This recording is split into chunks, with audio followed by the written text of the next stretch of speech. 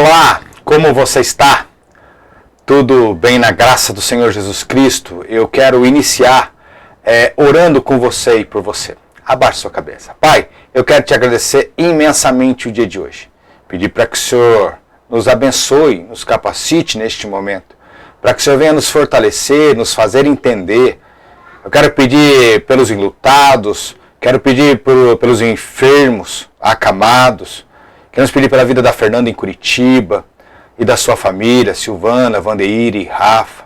Que o Senhor possa, em nome de Jesus, trazer a tua maravilhosa cura sobre a vida delas. A Silvana tem pedido por outras crianças que ela tem tido contato, que o Senhor venha sobre aquele hospital. Que o Senhor possa repousar sua mão sobre aquele hospital, em nome de Jesus. Amém e amém. Amém, meu irmão. Amém, minha irmã. Falando de oração, nós temos, vai aparecer, acho que aqui em cima, isso, Movimento Nacional de Oração, o MNO, ele está fazendo torres de orações e o presbitério de Maringá está montando uma torre. A pessoa a quem você pode entrar em contato para querer entrar nessa torre de oração são 1 hora de oração por dia. Tá? Você tem os seus horários a escolher, você pode se agendar, se acertar com tudo isso. Então eu peço para que você ligue para Marta, tá nesse telefone aí, tá?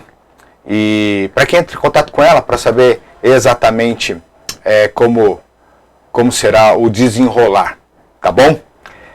Então não esqueça, esse é o telefone para a nossa torre de oração, tá bom? Hoje nós vamos falar sobre como viver acima da mediocridade e falar de estar firme quando desanimados. E para isso eu quero convidar você a abrir a sua Bíblia no livro de Juízes, do verso 6, do Juízes 6, do verso 11 ao verso 16. Abra, acesse, apenas me acompanhe. Diz assim: Então o anjo do Senhor veio e assentou-se debaixo do carvalho que está em Ofra, que pertencia a Joás, o abizirita. E Gideão, seu filho, estava malhando o trigo no lagar para o salvar dos midianitas. Então o anjo do Senhor lhe apareceu e lhe disse: O Senhor é contigo, homem valoroso. Mas Gideão lhe respondeu: Ai, Senhor meu, se o Senhor é conosco, por que tudo isso nos sobreveio? O que é feito de todas as suas maravilhas que os nossos pais nos contaram, dizendo: Não nos fez o Senhor subir do Egito? Porém agora o Senhor nos desamparou e nos deu nas mãos dos midianitas. Então o Senhor olhou para ele e disse: Vai nesta tua força e livra Israel das mãos dos midianitas. Porventura não te enviei eu? E ele lhe disse: Ai, Senhor meu, como livrarei a Israel? Eis que minha família é a mais pobre em Manassés, e eu o menor da casa do meu pai. E o Senhor lhe disse: Porquanto eu hei de ser contigo, tu ferirás os midianitas como se fossem um só homem. Amém. Pois bem, pense comigo. Todos, seja homem, adulto, seja uma mulher adulta, seja um jovem, um adolescente, uma criança, não importa. Todos nós temos desânimo, todos nós temos dias cinzentos. Não importa a idade, não importa situação social, classe social, não importa. Todos nós temos nossos dias de desânimo. O que nós temos que pensar é como sair disso. Como estar forte acima disso. Como viver acima da mediocridade e vencer essa questão. Primeira ideia, talvez seja ter a ideia do transplante de esperança.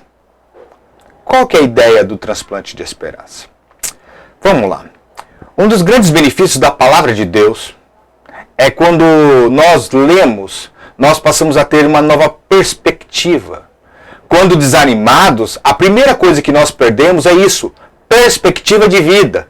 Tudo parece pesado demais, tudo parece complicado demais, até os pequenos problemas parecem muralhas intransponíveis.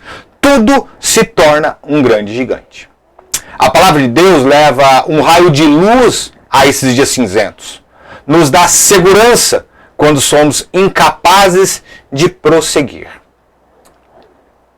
Romanos 15, 4, 6 diz assim: porque tudo o que dantes foi escrito para o nosso ensino foi escrito, para que pela paciência e consolação das Escrituras tenhamos esperança. Ora, o Deus de paciência e consolação vos conceda o mesmo sentimento um para com os outros, segundo Jesus Cristo, para que concordes a uma boca e glorifique. Exatamente. Toda a palavra, e agora fala do Novo Testamento, Antigo Testamento, foi preservado para que fôssemos instruídos a termos esperança. Os 3 versículos que nós lemos nos dá uma base para o encorajamento. Deus oferece instrução, depois tem o nosso momento de agir, ou seja, precisamos aceitar a instrução e depois aplicar a instrução. E depois de tudo isso, é que podemos usufruir dos benefícios que a instrução foi nos dada. A aplicação da instrução é o elo essencial entre instrução e mudança. Precisamos colocar a palavra de Deus a agir. Não adianta ler, não adianta decorar, não adianta todos os dias ler um versículo e achar que está... Não, você tem que aplicar isso na sua vida, tem que fazer isso virar uma verdade. E aí sim nós temos um transplante de esperança, quando colocamos a palavra em ação nas nossas vidas. Vamos pensar comigo. A gente tem que entender para controlar o desânimo. Vamos lá, viaje comigo até o livro de Juízes. Pense comigo. No capítulo 21, último capítulo, verso 25, último versículo, mostra o motivo. Que o livro é um relato de derrota e fracasso. É estranho, não é? Vamos lá. Ele diz assim: naqueles dias não havia rei em Israel, porém cada um fazia o que parecia reto aos seus olhos. Cada um fazia o que lhe bem entendia. Muito parecido com o lema de hoje, não é? Hoje é o que se fala: faça o que você tiver vontade. Vamos pensar na história desse povo então. Os israelitas tomaram posse da terra, certo? Tiveram a oportunidade de expulsar todos os cananeus, todos os inimigos, como Deus havia ordenado. Mas foram, além de desobedientes, foram desleais. Falharam. Permitiram alguns cananeus viverem no vale. E quando as outras tribos descobriram, podiam ter feito que não, você está errado, vamos lá, vamos expulsar. Não, passaram a fazer a mesma coisa. Acreditavam que teriam algum tipo de ganho, algum ganho secundário com eles ali. Talvez, como o texto bíblico disse, semana passada eu falei isso, até pensaram em escravizar esses povos. Agora sim, com o tempo os cananeus eram um número extremamente maior do que os israelitas. E passaram a saquear, a roubar tudo de Israel. Não adiantava plantar, não adiantava ter casa, a ponto de Israel se refugiar em cavernas, em viverem quase como animais. Os israelitas foram desleais, desobedientes, se misturaram a ponto de perderem a singularidade e a sua identidade. Vamos pensar de uma forma espiritual agora. Imagine os problemas que adquirimos devido à deslealdade e desobediência. De primeiro, não nos pareceu tanto um pecado assim. Isso talvez não tenha tanto problema na minha vida. Na verdade foi até bem divertido, né? Foi só um pecado, um pecadinho. Deus Deus talvez nem olhe tanto assim. Acompanhar a multidão no pecado, talvez isso não seja um problema.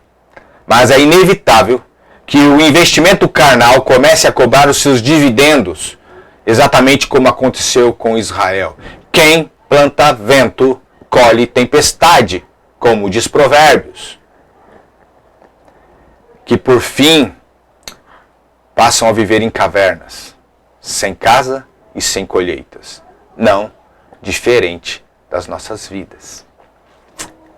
Então, se nós temos esse problema, nós temos que parar e pensar em correção e prática. E aí eu preciso que você depois leia Juízes 6 e 7 e pense comigo. Talvez algumas sugestões que nos ajudem a voltar aos trilhos. A primeira sugestão é: reconheça abertamente o que causou a sua situação atual, a sua má situação. Nada mais que um clamor a Deus, um pedido de socorro, uma oração direta e sincera. Admita que fracassou, que precisa de ajuda. É necessário reconhecer abertamente o que causou essa situação. É preciso reconhecer o pecado. É preciso pedir perdão. Segunda coisa, focalize diretamente no Senhor e não nas circunstâncias. Lembre-se, você nunca conseguirá se impor quando estiver em um número menor, nem resistir de forma imbatível quando for provado, não permanecer firme quando estar desanimado, se o seu foco estiver nas circunstâncias. Juízes 6, 14, 16, diz assim: Então o Senhor olhou para ele e disse: Vai nessa tua força e livrarás Israel das mãos dos midianitas. Porventura não te enviei eu? O que Gideão diz: Ai, Senhor, como eu posso livrar Israel? Eis que a minha família é a mais pobre, eu sou o menor da casa do meu pai. Porquanto, como eu vou fazer? E o Senhor fala: Porquanto eu hei de ser contigo, tu ferirás os midianitas. Gideão aqui está vendo a circunstância, não está vendo Deus. E Deus está falando: olhe para mim, eu estou contigo e você há de vencer. Terceiro, declare a sua lealdade de forma pública. Deixe claro para as pessoas ao seu redor a sua posição. Quem é você? Então é para ser sincero e falar o seguinte: eu sou filho do Deus Altíssimo. Eu sou cristão. Eu vivo à base de Cristo, não à base de uma cultura cristã, não à base de um povo que se chama cristão. Não, eu coloco a Bíblia e a pratico. Ela é a minha regra de fé e prática, não uma cultura cristã. Provérbios 16, 7 diz assim: Sendo os caminhos do homem agradáveis ao Senhor, até os seus inimigos fazem que tenham paz com ele. Vai lá. Leia a história de Gideão, veja o método de Deus. Uma quarta, lembre-se, Deus prefere trabalhar com os remanescentes.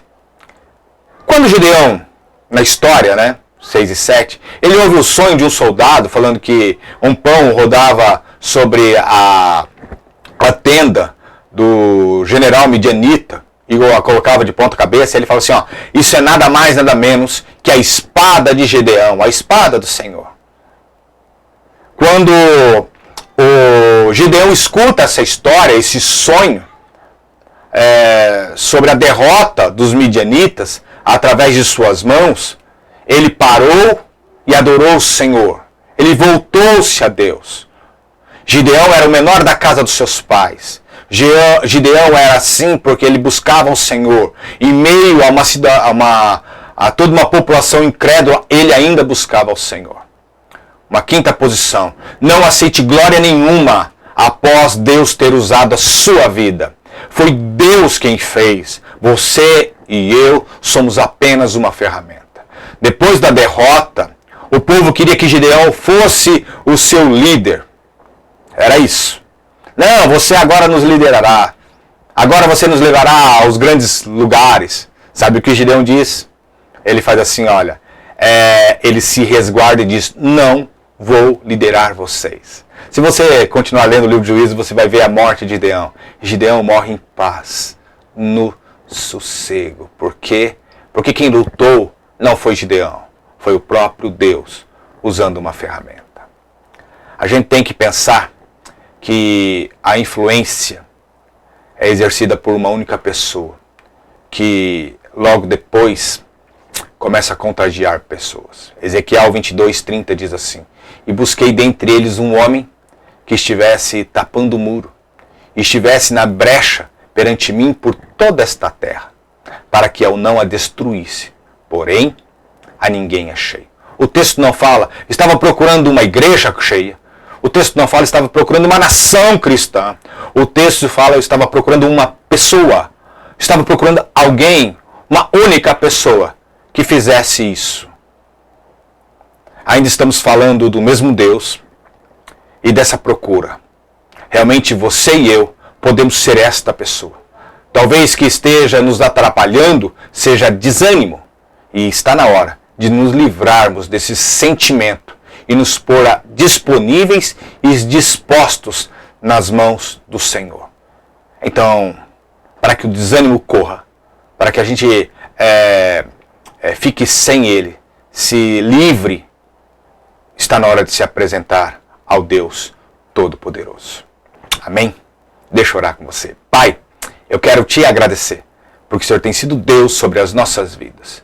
Eu quero te agradecer porque o Senhor tem tirado o nosso desânimo e deixou a sua palavra para que ela nos orientasse. Vem sobre os nossos corações, nos incomoda a estarmos disponíveis e dispostos ao Senhor. Nos trata e seremos tratados. Nos quebranta e seremos quebrantados. Mas nos faz romper a mediocridade de vida e nos faz viver a lugares excelentes com o Senhor. Em nome de Jesus. Amém e amém. Amém, meu irmão? Amém, minha irmã? Fique na paz, que Deus te abençoe, que Deus te fortaleça, que Deus traga a paz que excede todo entendimento e que Ele resplandeça a face dele sobre você. Em nome de Jesus. Amanhã, Clara e Bob, canal Clara e Bob, também na página da igreja, no Facebook e do YouTube. E domingo nós nos vemos. Fique na paz, que Deus te abençoe.